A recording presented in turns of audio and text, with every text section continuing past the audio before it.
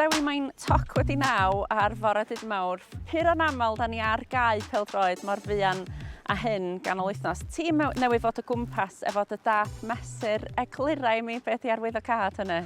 Rei. Mae hyn i gyd yn adeiladu tuag at yr pencampwriaeth dan 4 a 15 flwyddyn nesaf sy'n dod i Gogledd Cymru. Rwan, mae Bae Colwyn yn un o'r ceia sydd wedi cael ei ddewis. Ond mae gen UEFA safonau uchel iawn. A un o hynny'n amlwg, fel yn y Cymru Premier, ydy maint y cae. Mae rhaid i hwnnw fod yn dderbyniol, mae rhaid iddo fod o fewn y maint cywir.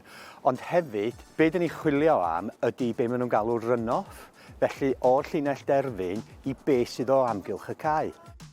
Wrth cael y safonau yma, dyn ni'n sicrhau wedyn bod ni yn cyd-fynd hefo be mae UEFA'n gofyn. Ac mae arbrawf ydy heddiw felly fel paratoad ar gyfer y twrnament mewn flwyddyn nesaf. Mae bob dim yn cael ei gymryd o ddifryd ydy? Yndi, ti'n meddwl beth swn i'n meddwl fod o'n arbrawf. Oherwydd mae bob un twrnament yn ei trio roed y gorau sydd gen ni. Dwi'n meddwl fod swn i'n galw fel man dysgu. Felly be dyn ni ddysgu'n fan hyn, dyn ni'n mynd â fod drwodd wedyn i'r Cymru Premier a cyngreiriau cenedlaethol ni. Flwyddyn nesaf mae cystadleuaeth UEFA dan 19 ar hyd arfordir y Gogledd a da ni'n mor lwcus o fod yn rhan ohono. Mae yna lot o waith wedi cael ei wneud dros y flwyddyn diwetha. Mae'r pitch wedi cael ei wneud. Da ni wrthi yn disgwyl i wneud y changing rooms i gyd.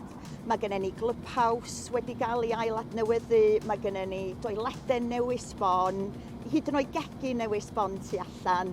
Mae'r cadeiriau i gyd i gael ei peintio, mae'n edrych yn neis a ffres yma ac yn groesawgar iawn i unrhyw un sy'n gobeithio dod i'n gweld. Wedi bod yn gwirfoddoli yma dros 20 mlynedd ac cefnogi'r Bae ers per i'n hogyn bach blynyddoedd faith yn ôl. Mae datblygiadau yn y stadiwm yn anhygoel ac i gael 2 dîm rhyngwladol yma yn chwarae a bod y twrnament yma flwyddyn nesaf. Beth os a ddibroed i'r breuddwydio amdano fo 5-6 mlynedd yn ôl. Mae'n andros o fraint i'r clwb i gael tîmau rhyngwladol yma. Mae'n dangos pa mor bell mae clwb wedi dod mewn 5-6 mlynedd ers dod yn ôl i'r system Gymraeg. It's a great occasion for the club to have the Welsh Under-19s here today playing Belgium, and it's a great spectacle for the event next year. As a club, we're fantastic. We've invited all the local schools from the local area. Over 500 are attending today's game, and it just shows to have international football at Colwyn Bay is a massive boost for the club and the local community. To have it on our doorsteps, to show the club off to the rest of the country is a wonderful thing, and we're really excited to be hosting this game. We've been fortunate enough with grant money coming in from the Welsh FA regards extending on the pitch and all CCTV around the ground. We've been really lucky to have that.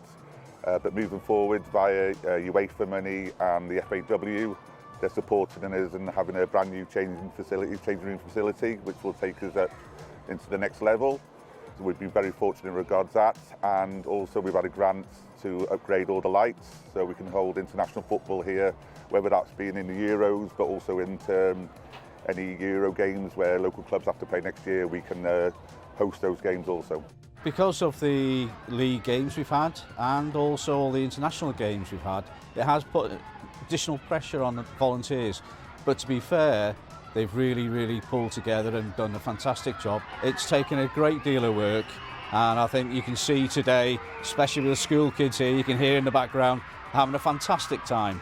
Dwi wedi bod yn dod i clwb Bae Colwyn ers blynyddoedd oedd yn rhan tîm fach ac oedden nhw'n chwarae i tîm plant Bae Colwyn.